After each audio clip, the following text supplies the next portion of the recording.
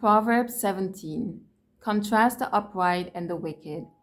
Better is a dry morsel of food served with quietness and peace than a house full of feasting served with strife and contention. A wise servant will rule over the unworthy son who acts shamefully and brings disgrace to the family. And the worthy servant will share in the inheritance among the brothers. The refining pot is for silver and the furnace for gold, but the Lord tests hearts. An evildoer listens closely to wicked lips, and a liar pays attention to a destructive and malicious tongue.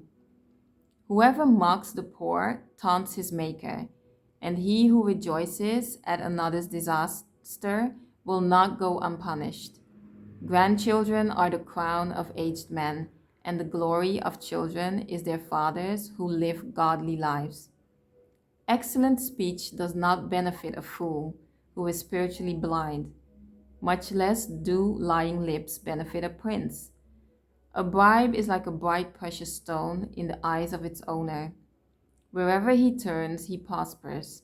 He who covers and forgives an offense seeks love, but he who repeats or gossips about a matter separates intimate friends.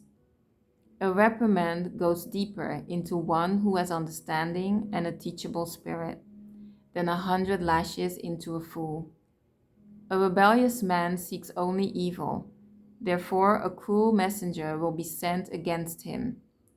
Let a man meet a ferocious bear robbed of her cubs rather than the angry narcissistic fool in his folly.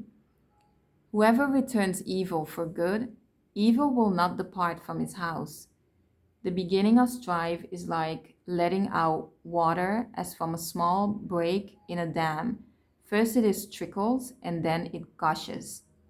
Therefore, abandon the quarrel before it breaks out and tempers explode. He who justifies the wicked and he who condemns the righteous are both repulsive to the Lord. Why is there money in the hand of a fool to buy wisdom, when he has no common sense or even a heart for it? A friend loves at all times, and a brother is born for adversity. A man lacking common sense gives a pledge and becomes guarantor for the debt of another in the presence of his neighbor. He who loves transgression loves strife and is quarrelsome. He who proudly raises his gate seeks destruction.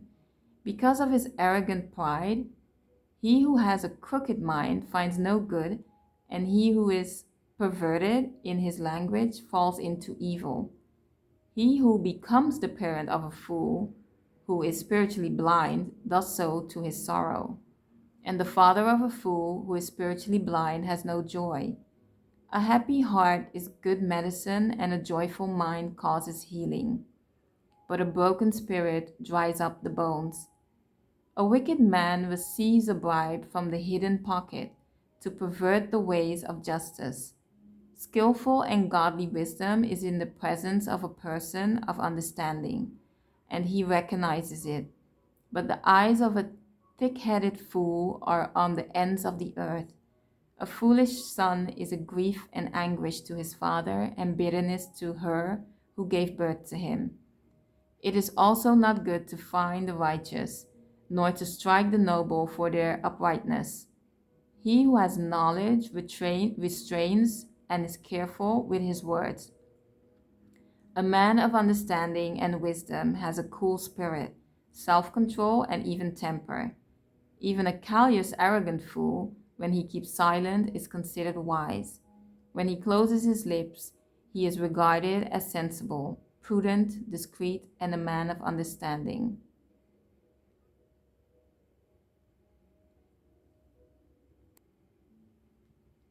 I pray that my children will be the crown of their grandparents, and that my grandchildren will be the crown of me, I guess, because then I'm the grandmother. And I pray that the the glory of children is their fathers who live godly lives. I pray that I will live and have a godly life, and that my children and grandchildren will eventually receive the fruits of that godly life, and that it will go on for generations and generations. Thank you for joining me on my journey. May God bless you on your journey.